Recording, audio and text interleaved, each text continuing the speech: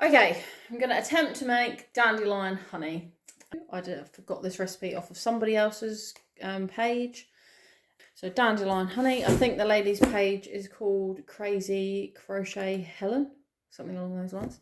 And she makes all these different things out of dandelions, and she keeps the stems and she weaves them. So I'm going to also give that a go. What we're going to do first is pick some dandelions. We're on a beef farm and there are dandelions everywhere. And we also need water. 250 mils, a few slices of lemon.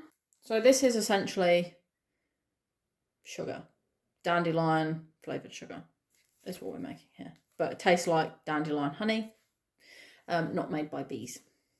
So I've really been enjoying using Copilot for recipes, gluten-free as well, because it can be so hard to find good gluten-free recipes, and obviously it searches the entire web. So I've ended up getting some quite good recipes from chat. Well, I use Copilot, but chat, same thing. I'm actually going to start saving these because I want to put them in a jar with white vinegar and then use that as a cleaner.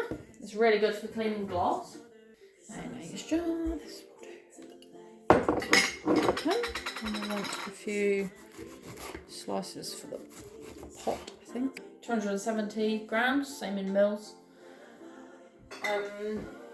Because I always like to try a recipe once with a small amount to see what I think, and then if I like it I'll just mass make it. But so a few slices, we'll add one for luck.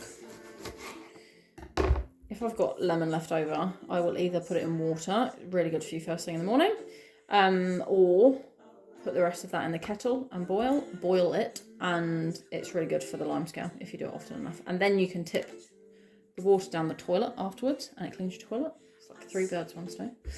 Okay, a few slices of lemon, the dandelion, wash them. I'm going to wash them because the field I picked them from is where the cows live, so all the bugs come falling off. I'm joking.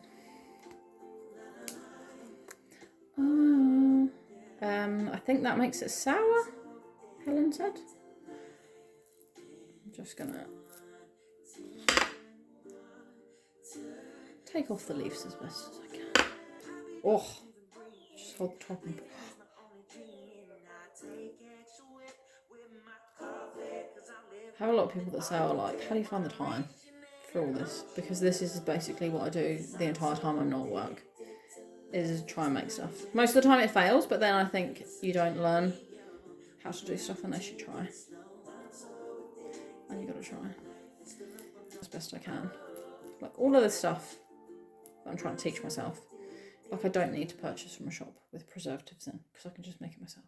This is full of sugar, so this will last forever, I imagine.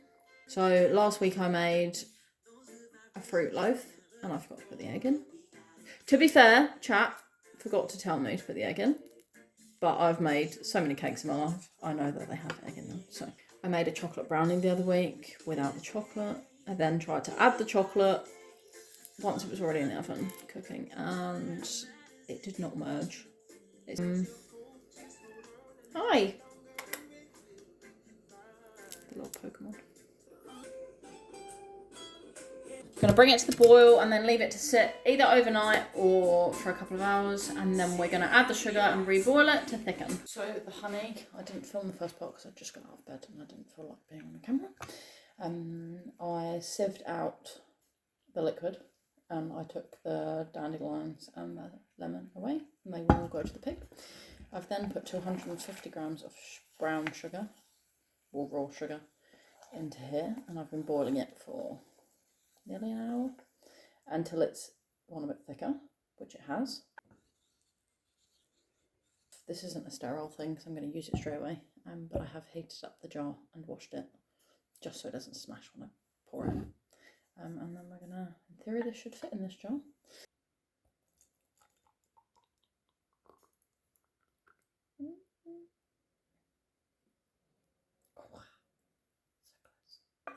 When you have jars and they heat seal themselves, that doesn't mean they're safe to preserve food. It's a whole different process. If it heat seals, it might last a few weeks, but that doesn't really do anything to the preserving the food inside part, just because the lid is sealed.